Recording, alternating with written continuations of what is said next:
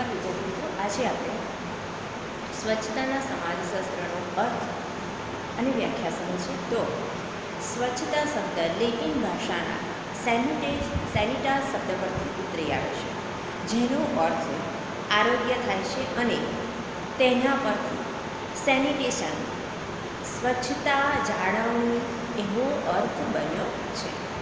તો સ્વચ્છતાનો જે શબ્દ છે સેનિટાસ SANITAS સેનિટાસ એ લેટિન ભાષાના શબ્દ પરથી ઉતરી આવે છે અને સેનિટેશન એટલે કે સ્વચ્છતા જાળવણી એ એવો અર્થ તેનો કાઢવામાં આવ્યો છે, જેમાં પીવાના પાણીનો પુરવઠો, કચરાનો સંગ્રહ, માનવ કચરાનો સુરક્ષિત નિકાલ અને તેને લગતી કામગીરીનો સમાવેશ થાય છે, જેથી રોગો અટકાવી શકાય. સ્વચ્છતા જાહેર આરોગ્ય નીતિનું કેન્દ્રબિંદુ. આથી આરોગ્ય કરતાં સ્વચ્છતા વધુ મહત્ત્વની બને છે. માનવી સમાજમાં રહે છે. માનવને પોતાના સમાજને જાણવાની અને સમજવાની હંમેશા ઉત્સુકતા રહે છે. તે પોતાની રીત સમજવાની કોશિશ કરતો રહે છે, કારણ કે માનવ પાસે સમાજનો વ્યવસ્થિત અને વૈજ્ઞાનિક અભ્યાસ કરવાની સૂઝ ન હતી. 16મી સદીમાં માનવીની આસપાસના કુદરતના વિવિધ પાસાનું ચોકસાઈપૂર્ણ જ્ઞાન મેળવવાનો પ્રારંભ થયો. આ વિશે થયેલા અભ્યાસોએ સમાજનો વ્યવસ્થિત અભ્યાસ કરવાની પ્રેરણા આપી. માનવ સમાજનો તેમજ માનવીના સામાજિક સંબંધોનો વ્યવસ્થિત અભ્યાસ કરવો જોઈએ એવી વિચારસરણી આ સદી દરમિયાન જોવા મળી હતી, જેને આપણે આધુનિક સમાજશાસ્ત્ર કહીએ છીએ. તેનો ઉદ્ભવ 19મી સદીના પૂર્વાર્ધમાં ફ્રાન્સમાં થયો હતો. સમાજશાસ્ત્ર એક અલગ વિજ્ઞાન છે એ અંગે ફ્રાન્સના વિદ્વાન ઓગસ્ટ કોમ્તે સૌ પ્રથમવાર સમાજને સમજવા માટે નવો અને વૈજ્ઞાનિક દૃષ્ટિકોણ રજૂ કર્યો. માટે તેને સમાજશાસ્ત્રના પિતા તરીકે માનવામાં આવે છે. તેમણે ઈસવીસન 1832માં તેમના પુસ્તક પોઝિટિવ ફિલોસોફીમાં સમાજશાસ્ત્ર શબ્દનો સૌ પ્રથમ ઉપયોગ કર્યો હતો. તેઓએ નોંધ્યું છે કે સમાજશાસ્ત્ર એ એવું વિજ્ઞાન છે જે સંપૂર્ણ માનવ જીવન અને ક્રિયાઓનો અભ્યાસ કરે છે. તેઓ વધુમાં જણાવે છે કે માનવીએ સમજ વ્યવસ્થાને ચોકસાઈપૂર્ણ સમજ મેળવવા માટે પ્રત્યક્ષ નિરીક્ષણ, પ્રયોગો અને તુલનાત્મક પદ્ધતિ મદદથી અભ્યાસ કરવો જોઈએ. આમ સમાજશાસ્ત્ર એક સામાજિક વિજ્ઞાન છે. જેમ વૃક્ષોને અનેક શાખાઓ હોય છે અને તે તમામ શાખાઓ વૃક્ષ સાથે પ્રત્યક્ષ રીતે સંકળાયેલી હોય છે, આમ વૃક્ષની આ તમામ શાખાઓમાં વૃક્ષોના તમામ ગુણધર્મો, લક્ષણ એક સમાન રૂપે હોય છે અને તેની શાખાઓ પણ વૃક્ષો સમાન ગણાવી શકાય. તેની સમજ સમાજશાસ્ત્રમાં પણ અનેક શાખાઓ છે, જેમ કે ઉદ્યોગનું સમાજશાસ્ત્ર, સમાજલક્ષી મનોવિજ્ઞાન, પર્યાવરણનું સમાજશાસ્ત્ર, સમસ્યાનું સમાજશાસ્ત્ર, ચિકિત્સાનું સમાજશાસ્ત્ર, નવરાશની પ્રવૃત્તિનું સમાજશાસ્ત્ર, લૈંગિકતાનું સમાજશાસ્ત્ર, મદ્યપાનનું સમાજશાસ્ત્ર, સ્ત્રીઓનું સમાજશાસ્ત્ર, ગ્રામીણ સમાજશાસ્ત્ર, નગર સમાજશાસ્ત્ર. આવી રીતે સમાજશાસ્ત્રની પણ અનેક શાખાઓ છે અને અનેક શાખાઓના નવા અંકુરો જે ફળીભૂત થયા છે, તેમાં એક નવું સમાજશાસ્ત્ર જે જન્મ લીધો છે. એ નવા સમાજશાસ્ત્રનું નામ છે સ્વચ્છતાનું સમાજશાસ્ત્ર. આ નવા સમાજશાસ્ત્રનો સૌપ્રથમ વિચાર ડૉક્ટર બિંદેશ પાઠક 28 જાન્યુઆરી 2013ના રોજ દિલ્હી મુકામે નેશનલ વર્કશોપમાં રજૂ કર્યો હતો. તો સમાજશાસ્ત્ર જે સ્વચ્છતાનું સમાજશાસ્ત્ર છે એના પ્રણેતા આપણે ડૉક્ટર બિંદેશ્વર પાઠકને ગણીએ છીએ અને તેઓએ 2013માં 28 જાન્યુઆરીએ એક સમાજશાસ્ત્રની એક વર્કશોપ દિલ્હીમાં ભરાઈ હતી, જેમાં આ સમાજશાસ્ત્રની શાખાનો ઉદ્ભવ કર્યો હતો. આ નવું શાસ્ત્ર સમાજશાસ્ત્ર સાથે એટલા માટે જોડાયું છે કે તે સમાજ ઉપર અસર કરે છે, તો બીજી બાજુ સમાજ પણ સ્વચ્છતા ઉપર અસર કરે છે. સમાજની જેવી સંસ્કૃતિ હોય એવી સ્વચ્છતા હોય. સ્વચ્છતા અંગેની જાગૃતિ સમાજમાં અનિવાર્ય બાબત ગણાય. સ્વચ્છતા એક એવી વર્તન પ્રણાલી છે કે જેના થકી વ્યક્તિની અને સમાજની એક ચોક્કસ ઓળખ ઊભી થાય છે. આમ સ્વચ્છતા અને સમાજ એકબીજાના પૂરક છે. બીજા શબ્દોમાં કહીએ તો એક સિક્કાની બે સમાન બાજુ છે.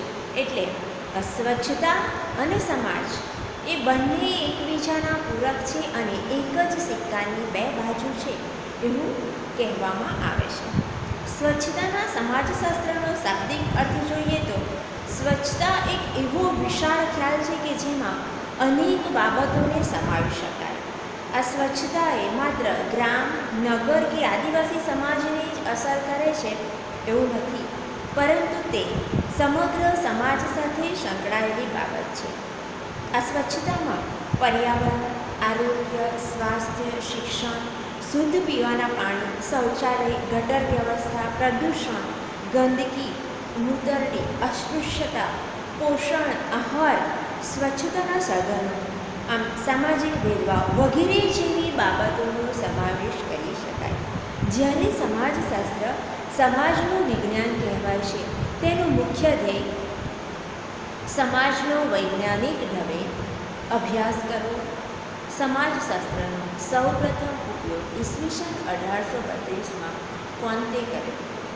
સોશિયોલોજી શબ્દ બે શબ્દનો બનેલો છે. એક સોશિયસ અથવા સોશિયસ અને લોયોસ, એટલે કે સોશિયસ લોયસનો અર્થ એવો થઈ શકે જ્યારે બીજાનો અર્થ છે શાસ્ત્ર, એટલે સમાજ અને શાસ્ત્ર આ બંને સાથે મળે છે અને એ સમાજશાસ્ત્ર બને છે. જે પ્રથમ શબ્દ લેટિન ભાષાનો અને બીજો શબ્દ છે એ ગ્રીક ભાષાનો છે.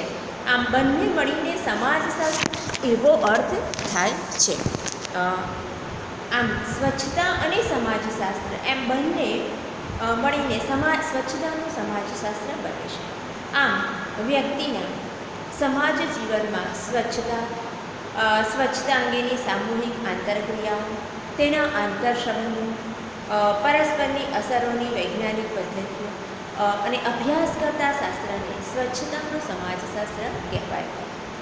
હવે આપણે એની વ્યાખ્યા જોઈએ તો સ્વચ્છતાના સમાજશાસ્ત્ર વિશે સૌપ્રથમ 28 જાન્યુઆરી 2013ના રોજ સુલભ ઇન્ટરનેશનલ સેન્ટર દ્વારા આયોજિત રાષ્ટ્રીય કાર્યશાળામાં દેશ વિદેશના 106 જેટલા સમાજશાસ્ત્રીઓ, સમાજ સુધારકો અને વિદ્વાનો ઉપસ્થિત રહ્યા હતા. અને આ 2 દિવસીય કાર્યશાળામાં સ્વચ્છતા, સામાજિક વંચિતતા, પાણી, જન વ્યવસ્થા, સ્વાસ્થ્ય વિજ્ઞાન, ગરીબી, બાળ કલ્યાણ, લિંગ સમાનતા, વિકાસ, સ્ત્રી સશક્તિકરણ વગેરે જેવી સામાજિક સમસ્યાઓ પર સંશોધન પેપરો રજૂ થયા, ચર્ચા વિચારણાઓ થઈ અને તેની ફળશ્રુતિ રૂપે એક નવા વિજ્ઞાન તરીકે સ્વચ્છતાના સમાજશાસ્ત્રનો ઉદ્ભવ થયો. અહીંયા એવું ફળીભૂત થાય છે કે જુદા જુદા વિજ્ઞાનીઓએ આ શાસ્ત્રને વ્યાખ્યાબદ્ધ કરવાનો પ્રયાસ કર્યો. તેમાં આ શાસ્ત્રના પાયાના સમાજવાદી ડૉક્ટર બિંદેશ્વર પાઠક જણાવે છે કે સ્વચ્છતાનું સમાજશાસ્ત્ર એક વૈજ્ઞાનિક શિક્ષણ છે, જેનાથી સમાજની સમસ્યાઓનું નિરાકરણ કરી શકાય. જે સતત વિકાસ માટે સ્વચ્છતા, સામાજિક ભેદભાવ, પાણી, સામુદાયિક સ્વાસ્થ્ય, પર્યાવરણ, ગરીબી, લિંગ સમાનતા, બાળકોના કલ્યાણ તેમજ આધ્યાત્મિક જ્ઞાન જ્ઞાન પ્રાપ્તિ સંબંધિત હોય તેનાથી એક ખુશનુમા જીવન જીવી શકાય અને અન્ય લોકોના જીવનમાં પણ પરિવર્તન લાવી શકાય છે. એટલે સ્વચ્છતાથી એક સુંદર વાતાવરણ ઘડી શકાય છે અને એનાથી લોકોના જીવનમાં પણ ખુશનુમા વાતાવરણ ફેલાય છે. અહીંયા સ્વચ્છતાનું સમાજશાસ્ત્ર સ્વચ્છતા અને સમાજ વચ્ચેના આંતર સંબંધોનો અભ્યાસ કરતું શાસ્ત્ર છે, જેમાં માનવ સમાજની સ્વચ્છતા પરની અને સ્વચ્છતાની માનવ સમાજ પર શું અસરો થાય છે તે દર્શાવવામાં આવ્યું છે.